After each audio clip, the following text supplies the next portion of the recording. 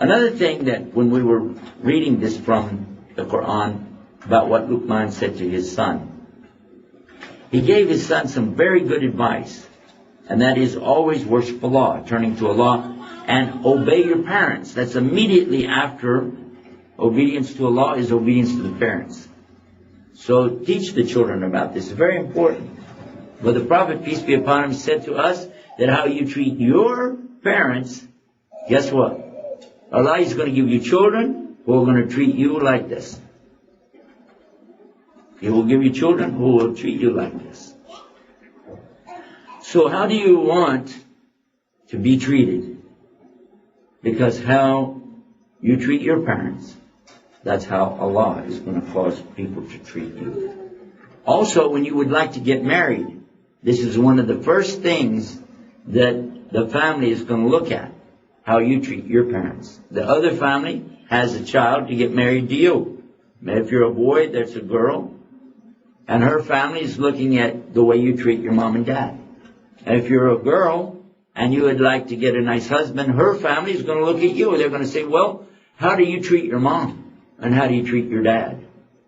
Because this is probably how you're going to treat us. And this is how you'll treat our son. And when families have children who get married in Islam, they don't just get married and leave and disappear. That is not the idea in Islam. It's to join families together, not to split them apart. We don't have the concept in Islam that when a child turns 18 that you just cut them off and throw them in the street. It's actually the opposite. What we're looking for in Islam is that what's going to happen when they get married, they're going to join together, these families. This is what we're looking for. So it's important that we investigate how these children are acting with others. Because if we see good results with that, then we can be assured that, inshallah, God willing, that these are going to have a good marriage, they're going to have good children, and so on. So all of this is important. You may not think so now. You might think, well, I'm just a kid, I'll do whatever I want to do. But this develops a pattern for you. People are going to see how you act. And if you have a bad record, it's not going to be good for you. If you steal things, if you lie, if you drink alcohol or take drugs, any of those things, people will find out about that. And then what will you do? Because this is going to have a very negative effect on your whole future. So it's very important for you also to be with good people. Because the Prophet ﷺ told us, you are going to be raised up on the day of judgment with the people that you were hanging out with here. So if you said, well, I like to hang out with these bad people. I don't mind. I don't care what they do. I'm not doing what they do. I'm just hanging out with them. Still, on the day of judgment, you'll be raised up with them. All of this is very important for us to keep in mind. That as you get older, that these things that you develop will become a habit or a pattern for you. I'm going to give you another example. Some of you boys have heard people tell you, oh, why don't you just try a cigarette? Try a cigarette, see what it's like. At school, places like that, you run into kids, they do stuff, they think it's cool, man. But once you smoke the first cigarette, you can never do it again. Listen closely to what I just told you. Once you have smoked the first cigarette, the first puff, you can never do it again. You know why? Because you did it for the first time. You can never do it for the first time again. The next time will be the second time, or the third time, or the fourth time. But if you never do it the first time, you don't have to worry about it, do you? If you never steal anything, that's good. But if you steal something once, you can never do it again. You can't steal it for the first time. And I'm going to give you something about that to think about. If it's the first time somebody ever did something, almost always a judge or a jury or other people in general will forgive you. Like, they say, well, you didn't know better. Maybe it's an accident. It's your first time. The first time,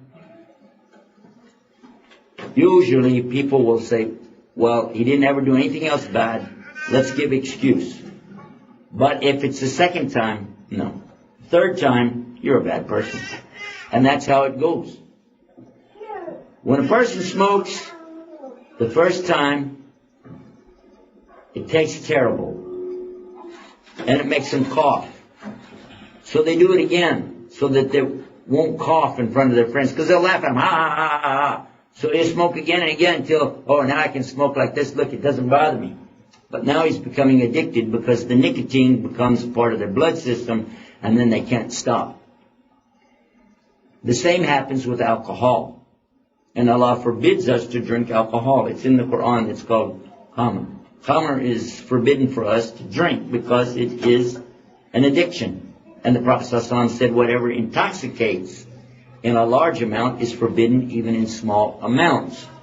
So this is also important. If you remember this rule though, don't do it the first time. That's the best rule. The same holds true with having sex.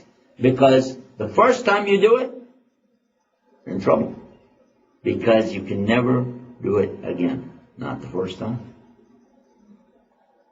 So this means that a person is not a virgin anymore. It means that you don't have the respect like in marriage. If somebody said, well, I would like my daughter to get married to your son. What about your son? Has he ever had a girlfriend or done something like that before? If the answer is yes, it's a problem. That's okay, thanks anyway. We'll look for a different boy.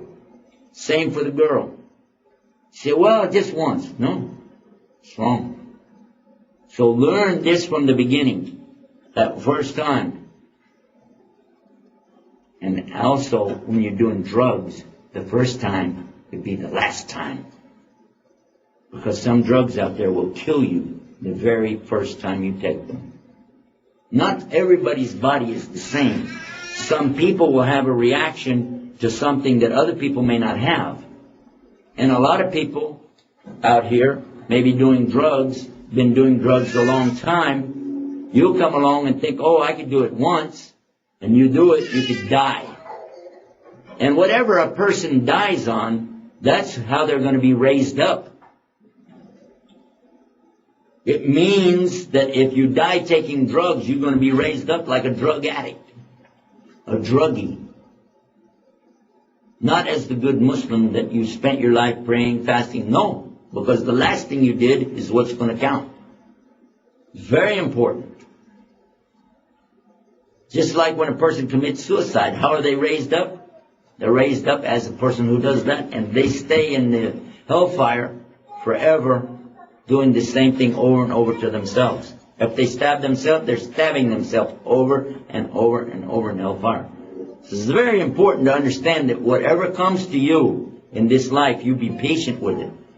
When you have a difficulty, you don't turn to alcohol, cigarettes, drugs, sex, because if you do, that becomes your God. That becomes your Ilah. That becomes what you worship instead of Allah. If you need anything, who should you turn to? Allah. If you want something fixed in your life, who should you ask? Allah. And if He doesn't make it the way that you want it, does that mean that there's something wrong? No. That means that's the way Allah is giving you this test or this life. So you have to learn to adjust to that. So all of this is a part of being a youth and growing up as a Muslim. Of course, in most of the cases, the scholars of Islam are going to tell you about you have to pray 5 times a day, fast Ramadan, pay zakat, make hajj, things like this. Be honorable to your parents, keep your word, etc. But I wanted to touch on some of the subjects that I know that some of the scholars don't really go into. I want you to be real clear on this subject so that nobody can say, oh, nobody told me. You heard me say it. You understood it. It's not acceptable for the Muslim to have that kind of conduct, that kind of behavior. You're smart. Allah gave you a brain. You have a great chance. You live in a great place. And you can do many wonderful things. But you're not going to be able to be successful if you're listening to shaitan. Allah tells us in the Quran, Ya ayyuhalladhina amanu udkhulu fi silmin khafatan. O you who believe, enter perfectly into the submission and the surrender and obedience to Allah in peace. Completely. But don't follow the footsteps of the shaitan. He is your enemy. Is shaitan our enemy? Yes, sir. He wants you to mess up because he knows when he gets you a little bit, he'll go a little bit more tomorrow. By the way, I want to tell you about shaitan. He doesn't come to you all at once and just say, worship something other than Allah. Nobody would listen to that. If he came and said, oh, I want you to pray to a wooden tree or a statue, you'd say, nah, I'm not going to do that, right? That's too obvious.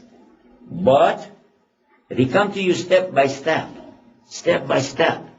little this, little that, little more, then he can take you out of Islam like that. Very serious.